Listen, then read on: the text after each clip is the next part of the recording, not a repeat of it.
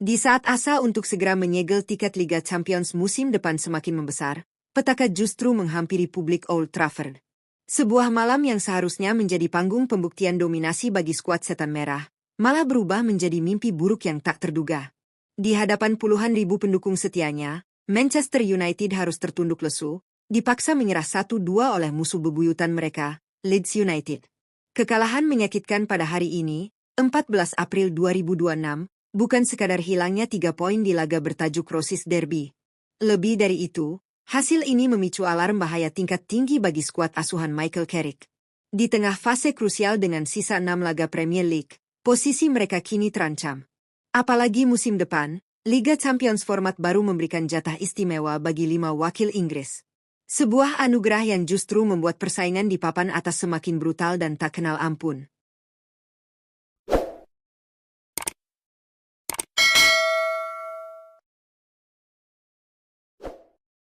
Halo football lovers, kembali lagi bersama kami di Raftel Sport, tempat di mana drama, taktik, dan sejarah sepak bola dunia dikupas tuntas secara tajam. Pada edisi hari ini, kita baru saja disuguhkan sebuah kejutan masif dari daratan Inggris. Manchester United yang sedang memburu kepastian tiket Liga Champions, secara mengejutkan tersandung di markas sendiri oleh tim tamu, Leeds United. Kita akan membedah secara rinci bagaimana kelemahan struktural Setan Merah terekspos habis-habisan di babak pertama, kebodohan fatal yang membuahkan kartu merah di pertengahan laga, hingga hitung-hitungan matematis peluang Manchester United.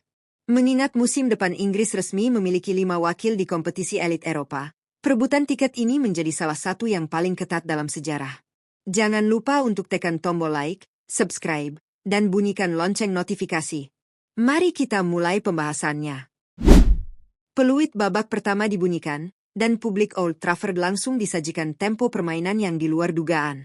Michael Carrick menginstruksikan anak asuhnya untuk mengambil inisiatif ball possession dan membangun serangan dari bawah. Namun, Leeds United datang dengan skema compact defense yang disiplin dan mengincar counter-attack cepat. Kelemahan transisi negatif Manchester United langsung dihukum dengan sangat kejam. Leeds berhasil mengeksploitasi celah di half space pertahanan tuan rumah. Noah Okafor, penyerang tajam tim tamu, menjadi mimpi buruk. Lewat skema transisi kilat, Okafor sukses merobek jala gawang Setan Merah, membuat seisi stadion terdiam. Manchester United tampak syok dan kehilangan ritme build-up mereka. Tertinggal 1 gol, Manchester United mencoba merespons dengan menaikkan blok pertahanan. Sayangnya, skema taktis ini tidak dibarengi dengan pressing yang terkoordinasi di lini tengah. Hasilnya, petaka kedua datang sebelum peluit jeda dibunyikan. Lagi-lagi, Noah Okafor menunjukkan kelasnya. Memanfaatkan kelengahan positioning back Central United yang telat merespons umpan terobosan, Okafor sukses mencatatkan namanya untuk kedua kalinya di papan skor. Sebuah brace brilian di babak pertama yang mengubah skor menjadi 0-2. Skuad Manchester United masuk ke ruang ganti dengan kepala tertunduk, membawa beban mental yang sangat berat di hadapan pendukung sendiri. Memasuki babak kedua, Michael Carrick mencoba membakar semangat timnya untuk mengejar ketertinggalan. Namun, ketika kepala seharusnya tetap dingin, emosi justru mengambil alih logika. Tepat di menit ke-56, sebuah insiden yang sangat tidak perlu terjadi. Bek tangguh andalan mereka, Lisandro Martinez, terlibat friksi panas dengan pemain depan Leeds.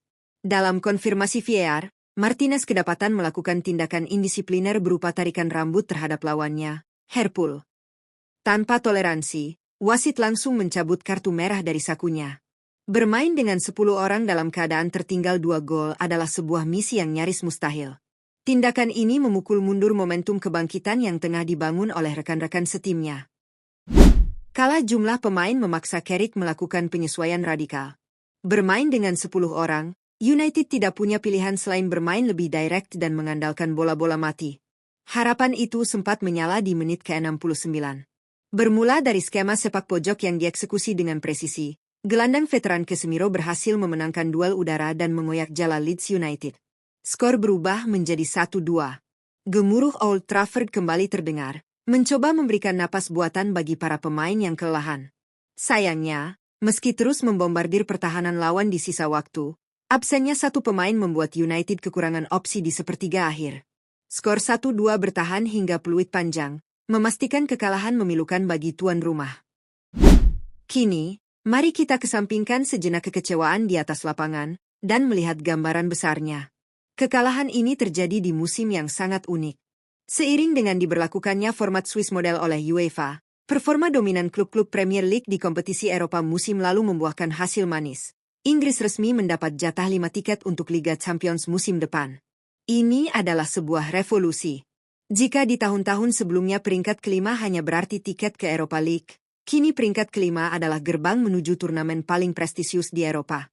Jatah ekstra ini secara dramatis mengubah konstelasi persaingan, memberikan harapan bagi tim-tim yang tertatih, sekaligus memberi tekanan luar biasa bagi mereka yang sedang duduk manis di zona atas.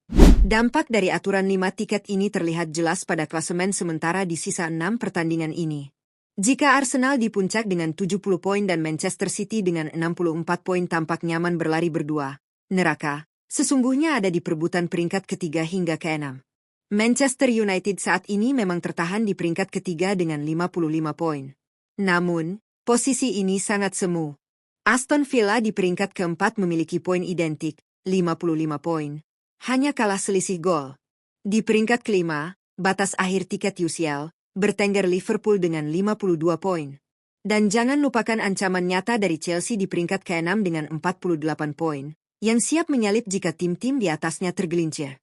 Jarak antar tim sangat rapat, dan satu kekalahan bisa merusak segalanya.